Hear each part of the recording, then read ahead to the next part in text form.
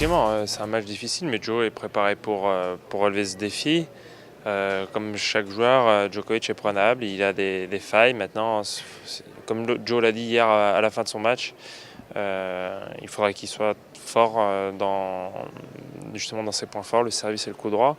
Je pense que ce sera une des clés pour Joe d'arriver à être percutant et à bousculer Djokovic. Il l'avait fait il y a 2 ans, donc il n'était pas passé loin.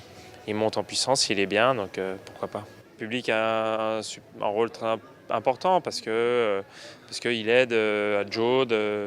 Il peut aider Joe dans des passages un petit peu difficiles à tenir. Il met une ambiance sur le court où ça peut survolter, où ça peut galvaniser.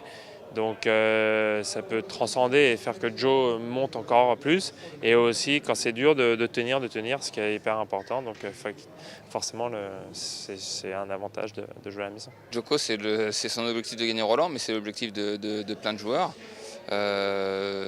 Joe monte en puissance. Moi, je le côtoie au quotidien et je savais qu'il arrivait plutôt en forme.